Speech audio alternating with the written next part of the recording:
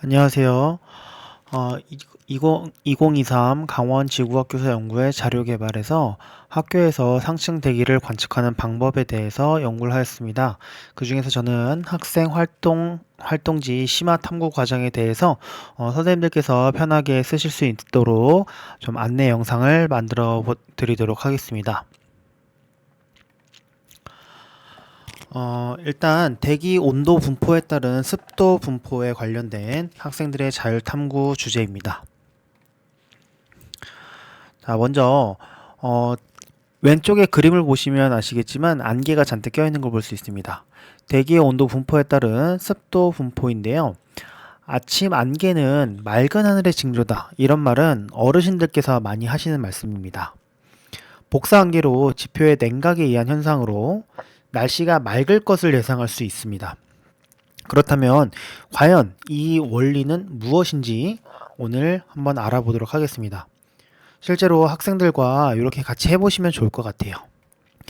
아이들이 이 그림을 보면은 굉장히 궁금증을 자아내고 그거에 대한 원리까지 알아보면 좋은 탐구 실험이 될 것으로 생각이 됩니다.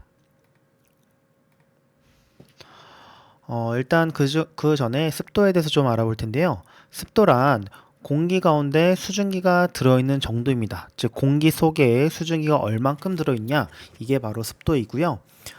일단 절대 습도는요, 공기 1세제곱미터 중에 포함되어 있는 수증기 양을 그람으로 표현한 것을 절대 습도라고 합니다. 상대 습도는요, 일정한 부피의 공기에 실제 포함되어 있는 수증기의 양을 그 공기가 포함할 수 있는 최대 수증기 양으로 나눈 비율을 백분율로 표시한 겁니다. 그래서 상대 습도는 대부분 퍼센테이지로 나오고요. 절대 습도는 그람으로 표현이 됩니다. 그 중에 이제 상대 습도를 좀 더 자세하게 보도록 할 텐데요. 왼쪽에 있는 그래프는요, 대부분 학생들이 중학교 때부터 배우는 그래프고요. 포화 수증기압 곡선이라고 해서 배울 겁니다.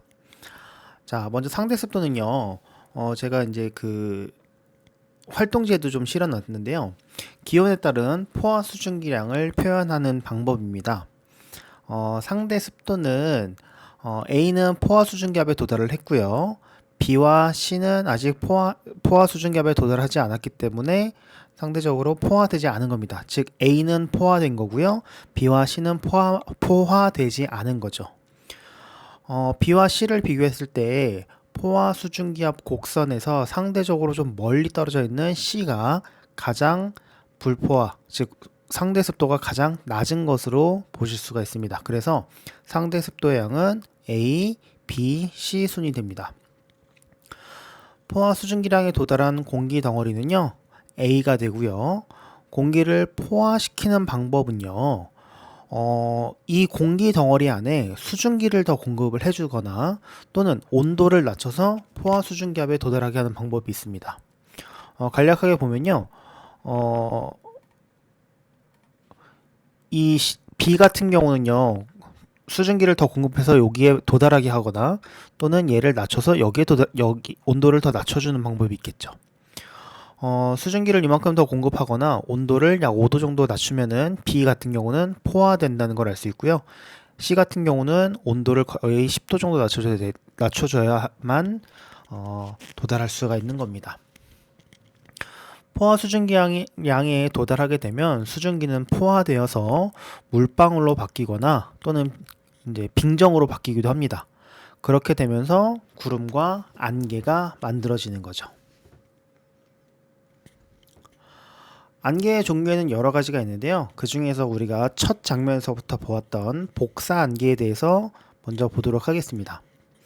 자, 먼저 복사 안개는요, 이를 기온차가 심한 날 내륙에서 흔히 볼 수 있는 안개입니다. 지표면의 복사 냉각이 가장 큰 원인이고요. 새벽에 주로 발생하고요. 해가 뜨면 사라집니다. 그 원리에 대해서 좀 설명을 드리면, 해가 지고 밤이 됩니다. 그러면 태양빛이 더 이상 받지 못하기 때문에 지표가 빠르게 냉각하게 되죠. 그래서 지금 오른쪽에 그 그래프를 보시면 낮에는 상대적으로 기온 분포가 지표가 높은 데 비해서 밤에는 상대적으로 지표가 오히려 낮은 거 볼 수 있습니다. 지표가 그만큼 비열이 작기 때문에 금방 냉각되기 때문입니다. 지면의 냉각으로 공기의 하층이 먼저 냉각이 되고요. 하층의 이슬점 온도의 이하로 냉각이 되면 그때부터는 포화 수증기압에 도달을 하면서 수증기가 물방울로 또는 빙정으로 바뀌면서 안개가 발생하기 시작하는 겁니다. 그런데 얘는요, 낮에는 처음에도 이제 말씀드렸다시피 낮에는 주로 사라집니다. 해가 뜨면 주로 사라지게 되는데 그 이유는 해가 뜨고 지면이 가열되면 다시 낮의 기온 분포가 되니까 상대적으로 하층의 온도가 높아지게 되겠죠. 그러면 다시 이 안개는 사라지게 되는 겁니다. 자, 다음 안개는 이류 안개라는 건데요.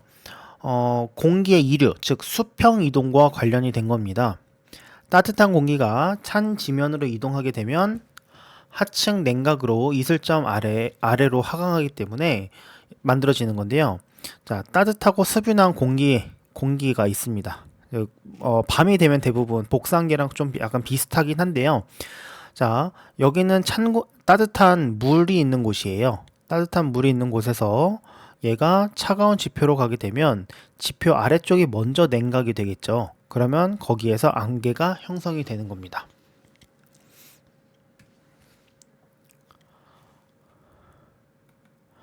자, 다음은 김안개라는 건데요.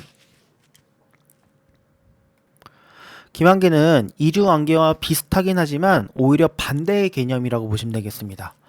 차가운 공기가 따뜻한 수면 위로 이동할 때 주로 발생을 하는데요. 수증기 공급이 활발해지고요. 그때 하층 공기가 포화되면 안개가 발생합니다. 즉, 아까와 다르게 아까 이류안개 같은 경우는 이 하층이 냉각된 데 비해서 얘는 오히려 수증기 공급이 되는 겁니다. 자, 차가운 공기가 따뜻한 물이 있는 곳으로 가게 되면요. 밑에서 차가운 따뜻한 수증기를 매우 많이 공급받게 되고요. 그러면 결국은 하층에 포화되면서 안개가 발생하게 되는 겁니다. 다음은 활승안개입니다. 활승안개는 산 중턱에 작은 구름이 만들어지는 것을 보신 적 있을 텐데 그런 게 다 활승안개라고 보시면 됩니다. 공기가 산을 타고 이렇게 올라가다 보면요. 단열 팽창을 하게 됩니다. 단열 팽창을 하기 때문에 이슬점 이하로 온도가 낮아지게 되고요. 그때 안개가 자주 발생하게 되는 겁니다. 이러한 원리로 인해서 겨울철에 강릉이나 이런 데 눈이 많이 오는 것도 바로 이러한 원리 때문이라고 보시면 되는데요. 활승안개는 대부분 산맥 주변에서 자주 형성되는 걸 볼 수가 있습니다. 마지막으로 전선안개인데요. 전선안개는 주로 온난전선의 전면에서 발생합니다. 자, 온난전선은 따뜻한 공기가 찬 공기를 타고 올라갑니다. 타고 올라가면서 난층운, 비를 내리는 난층운이 형성이 되는데요. 얘는 결국은 차가운 바닥에 떨어지게 되죠. 자, 차가운 바닥에 수증기가 공급이 되면서 여기에 안개가 주로 발생하는 이게 바로 전선안개가 되는 겁니다. 이제 활동지인데요. 활동지의 첫 질문은요. 역전층이 형성된 날 상대 습도를 측정하고 그래프를 그려보자입니다. 실제로 역전층이 형성된 날 너무 높은 곳까지 올리시지 않아도 되거든요. 거기에서 실제로 온도와 습도, 고도를 측정해서 표를 먼저 작성을 하고요. 그 표를 기반으로 오른쪽에 있는 모는 종이에다가 그래프를 한번 그려보면 되겠습니다. 보기 편하게 온도와 상대 습도를 다른 색으로 표현하면 좋겠죠. 자, 그 후에 같은 날, 이때는 굳이 안 띄우셔도 상관은 없습니다. 지표의 기온과 상대 습도를 측정해 보는 겁니다. 자, 그러면은 아침보다 기온과 상대 습도의 변화를 보실 수가 있을 거예요. 자, 주로 역전층이 형성된 날은요, 맑은 날이기 때문에 정오의 온도는 높아질 것으로 예상이 됩니다. 그래서 상대 습도가 아침보다는 좀 낮아질 것으로 예상이 됩니다. 자, 이와 같은 방법으로 역전층이 형성되지 않은 날, 똑같은 방법으로 상대 습도를 측정하고 그래프를 그려보면 되겠고요. 그 그래프를 기반으로 온도와 상대 습도에 대한 그래프를 그려보면 되겠습니다. 마찬가지로 앞에 거와 마찬가지로 정오의 기온과 상대 습도를 측정하게 되는데요. 역전층이 생성된 날보다는 지표의 온도 및 상대 습도의 변화량이 작을 겁니다. 자, 이 두 가지 결과를 비교해서 역전층 형성된 날과 역전층이 형성되지 않은 날의 지상의 기온 분포를 비교하여 보는 것이 다섯 번째 문항인데요. 역전층이 형성된 날, 즉 복사항기가 형성된 날이겠죠. 상대 습도의 분포와 역전층이 형성되지 않은 날 상대 습도 분포를 비교해서 설명을 해봅시다. 라는 게 질문인데요. 아마 이런 식으로 형성이 되겠죠. 역전층이 형성된 날 상대 습도는 지표 냉각에 의한 안개 생성으로 높게 나타납니다. 그에 비해서 역전층이 형성되지 않은 날은 상대 습도는 지표의 냉각이 상대적으로 적기 때문에 낮게 나타날 겁니다. 안개가 형성됐다는 얘기 자체가 거의 포화 수준 기압에 도달했기 때문에 상대 습도는 높게, 그 다음에 복사안개가 형성되지 않은 날은 상대 습도가 대체적으로 낮게 나타날 겁니다. 자, 두 번째 질문인데요. 분지에서 상대적으로 안개가 많이 형성되며 춥고 더운 날씨가 많이 생깁니다. 산이 많은 강원도의 경우 대부분 분지인 경우가 많은데요. 앞에와 같은 이유가 생기는, 앞에와 같은 현상이 생기는 원인은 무엇일지 한번 생각해 보는 겁니다. 자, 추운 공기 또는 더운 공기가 생성되면 주변으로 흩어져야지 덜 춥고 또는 덜 더워집니다. 그러나 분지의 경우 산을 넘어야 하기 때문에요, 강한 바람이 필요합니다. 대부분 산이 막고 있기 때문에 잘 흩어지지 않죠. 분지의 경우는 사방이 막혀있기 때문에 주변으로 흩어질 수가 없고, 이러한 이유로 한 곳에 머무르는 공기로 인하여 안개도 잘 형성되고 춥고 더운 날씨도 많이 나타나게 되는 겁니다. 자, 다음 탐구 과정은요, 대기 오염 농도를 좀 보는 건데요. 학생들에게는 이 오존주의보가 무엇인지 한번 질문하시면서 시작을 해보시면 좋을 것 같습니다. 대기 온도 분포에 따른 대기 오염 농도 중에서 일단 오존주의보라는 걸 하게 되는데요. 상대적으로 강원도에는 오존주의보가 상대적으로 적게 발령됩니다. 오존은 하수의 살균, 악취 제거, 농약 분해, 중금속 제거, 유해물질 분해, 세균 사멸, 면역 반응 증진 등 우리 생활에 굉장히 도움을 주는 역할이 많이 하는데요. 이러한 오존이 지표면에 많게 되면 호흡기와 접촉하여 천식과 알레르기성 비염을 악화 또는 발생시키기도 합니다. 자, 이러한 원인은 다 휘발성 유기화합물 VOCs 때문인데요. 휘발성 유기화합물이 무엇인지 한번 보도록 하겠습니다. 휘발성 유기화합물은 일산화탄소와 이산화탄소를 제외하고 증기압이 높아 일반적인 대기 환경에서 기체로 존재하는 유기물들을 총칭하는 용어로 VOCs는 광화학 스모그를 일으키는 물질입니다. 그렇다면 광화학 스모그는 무엇일지 한번 보겠습니다. 자, 광화학 스모그는요, 연기와 그 다음에 안개, 스모크와 안개, 포그의 합성어인데요. 19세기 말 산업혁명 이후에 영국 런던에서 처음 발생하였습니다. 자동차 배기가스와 같은 VOCs가 빛을 받아서 화학 반응, 즉 광화학 반응을 하게 되는데요. 옅은 황갈색의 안개가 형성이 됩니다.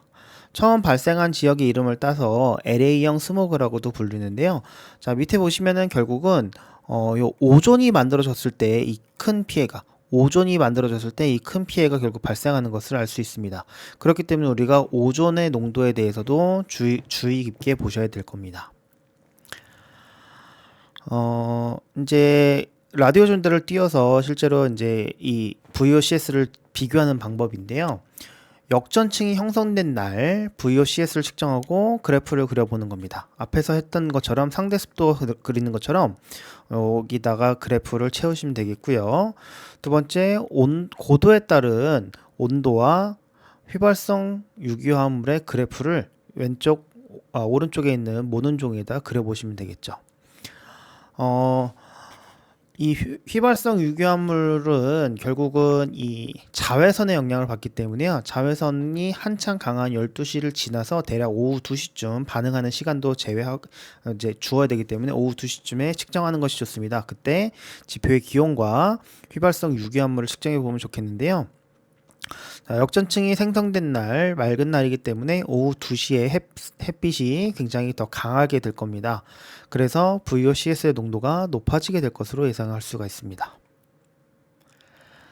자, 반대로 역전층이 형성되지 않은 날 휘발성 유기화물을 측정해보고 그래프를 그려보는 것 똑같은 방식으로 해보시면 되겠고요. 마찬가지 요 모는 중에도 똑같은 방식으로 해보시면 되겠습니다. 같은 날 오후 2시에 지표의 기온과 휘발성 유기화물의 농도를 측정해 보면요. 아마 역전층이 형성될 날보다는 휘발성 유기화물의 농도가 낮을 것으로 예측할 수가 있습니다. 자, 두 결과를 비교하여 역전층이 형성된 날과 역전층이 형성되지 않은 날 휘발성 유기화물의 농도를 비교해 보는 게 마지막 5번째 질문이 되겠고요. 역전층이 형성된 날, 즉 복사한계가 형성된 날 휘발성 유기화물의 분포와 역전층이 형성되지 않은 날 휘발성 유기화물의 분포를 비교해 설명해 보자 라고 되어 있습니다. 역전층이 형성날은 맑은 날씨가 형성되고 자외선의 양이 많아지기 때문에 휘발성 유기화물의 농도가 높을 것으로 예측할 수 있습니다.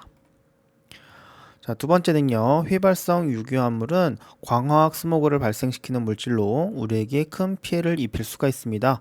이러한 피해를 줄이기 위한 방안에 대해서 토의해 보자고 되어 있는데요. 학교에서 상황에 맞춰서 뭐 인터넷 검색을 해봐도 되고요. 기사를 찾아봐도 되고요. 학생들에게 토의 토론을 시켜보는 것도 좋은 활동이 될 것이라고 생각이 됩니다.